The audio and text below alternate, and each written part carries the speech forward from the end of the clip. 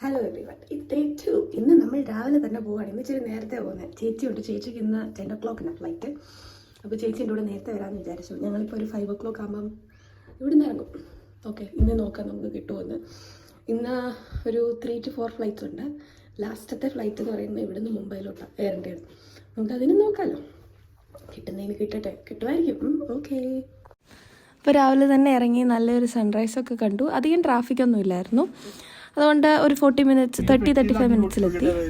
പിന്നെ എയർപോർട്ടിലെത്തി. അവിടെ ഇച്ചിരി കയറി പോകുന്നിടത്ത് അങ്ങനെ ഞങ്ങൾ എയർപോർട്ടിലെത്തി. അവിടെ ചെറിയൊരു ക്രിസ്മസ് ട്രീ പുറത്ത് അകത്തുള്ള ഡെക്കറേഷൻ കഴിഞ്ഞ വീഡിയോയിൽ കണ്ടില്ലേ, വലിയ 2 ക്രിസ്മസ് ട്രീയും മെൽബണിനൊക്കെ എഴുതി.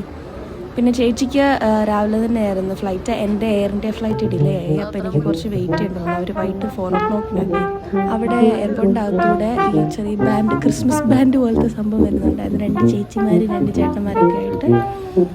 അപ്പം അതും അവരിങ്ങനെ കുറേ പ്രാവശ്യം സർക്കുലേറ്റ് ചെയ്ത് ഇങ്ങനെ ചോക്ലേറ്റ്സ് ഒക്കെ കൊടുക്കുന്നുണ്ടായിരുന്നു, ക്യാൻഡീസ് പോലെ. ഇതാണ് ഞാൻ പറഞ്ഞ ആ എയർപോർട്ടിലെ അകത്തെ ഡെക്കറേഷൻ. അപ്പുറത്ത് 2 ട്രീയും കൂടെ ഉണ്ടായിരുന്നു. എല്ലാവരും വന്ന് ഇവിടെ ഫോട്ടോ എടുക്കുന്നുണ്ടായിരുന്നു. ഞാൻ മാത്രം എടുത്തില്ല. 3 ഫ്ലൈറ്റൂടെ റിജക്റ്റ് ആയി. സൂപ്പറായിട്ടുണ്ട്. പിന്നെ ഇന്നലത്തെ സെയിം ഡ്രസ്സാണല്ലോ എന്നൊക്കെ വിചാരിക്കും. എന്താ ഇന്നത്തെ സെയിം ഇട്ടൂടെ? ഞാൻ നോറ്റി വാങ്ങിച്ചതാണ് എയർപോർട്ടിലിടാൻ, ഫ്ലൈറ്റിലിടാൻ വേണ്ടി. എനിക്ക് അവിടെ നിന്ന് വോട്ടവർ. ഇനി രാത്രി 12 വരെയൊക്കെ ഒരു ഫ്ലൈറ്റ് ഉണ്ട്.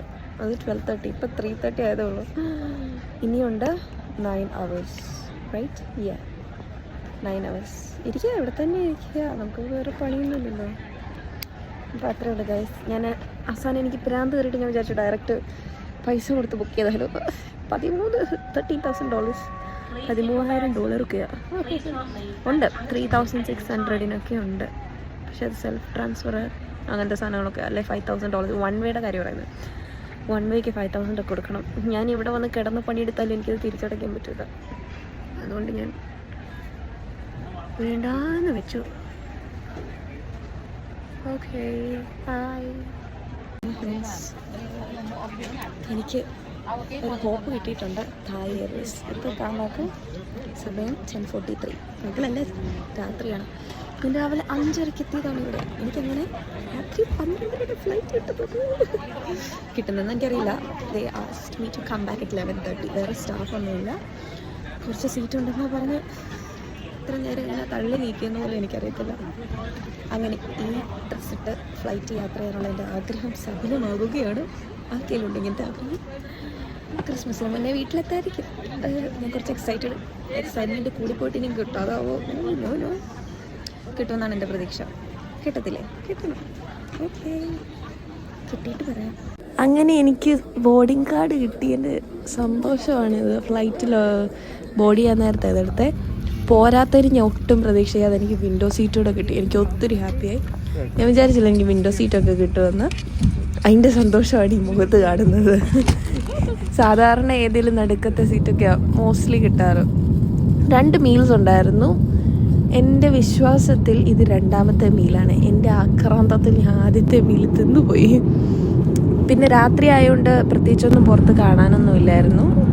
അത്യാവശ്യം നല്ല ഫുഡായിരുന്നു കേട്ടോ. എനിക്കിഷ്ടപ്പെട്ടു. ഇത് 2nd മീലാണോ ദൈവത്തിനറിയാം.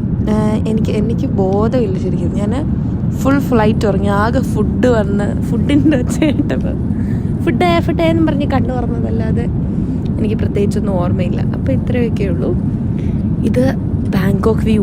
നൈസായിരുന്നു കാണാൻ. രാത്രി എന്ന് വെച്ചാൽ വെളുപ്പിനെ അവിടുത്തെ. അപ്പോൾ നല്ല രസമുണ്ടായിരുന്നു കാണാൻ. പിന്നെ ഇത് ബാങ്കോക്കിൽ ലാൻഡ് ആയതാ. എന്ന് വെച്ചാൽ ഞാൻ എപ്പോൾ ലാൻഡ് ആയത്? വെളുപ്പിന് 5 മണിക്ക് ലാൻഡായി. ഇവർ 1/2 മണിക്കൂർ നേരത്തെ ലാൻഡാക്കി.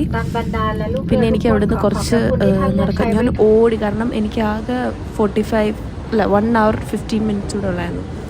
15 minutes ഉള്ളായിരുന്നു കൗണ്ടർ ക്ലോസ് ചെയ്യും. ഞാൻ ഓടിച്ചെന്ന് പെട്ടിയെടുത്ത് പുറത്തിറങ്ങി.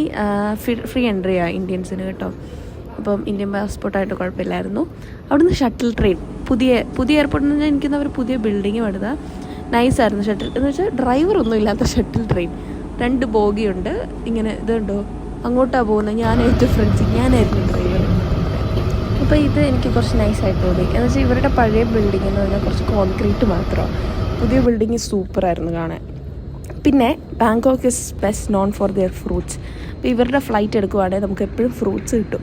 അതുകൊണ്ട് ഞാൻ അവിടെ നിന്ന് കുറച്ച് മാങ്ങയൊക്കെ വാങ്ങിച്ചു. പിന്നെ അടുത്ത ഫ്ലൈറ്റ് ഡൽഹിയിലോട്ട്. എനിക്ക് ചെന്ന ഉടനെ അവർ ബോർഡിംഗ് കാർഡ് അടിച്ചു തന്നു. അതുകൊണ്ട് ഒത്തിരി വെയിറ്റ് ചെയ്യേണ്ടതൊന്നും വന്നില്ല. എന്ന് വെച്ചാൽ ഞാൻ കൗണ്ടർ ക്ലോസ് ചെയ്യാറായപ്പോഴും തന്നെ.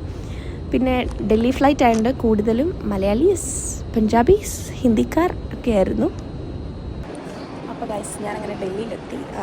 ഡൽഹി എയർപോർട്ട് കുറച്ച് നേരം നിൽക്കണം. എനിക്കെല്ലാം ക്വിക്കായിരുന്നു, ഭയങ്കര ക്വിക്കായിരുന്നു.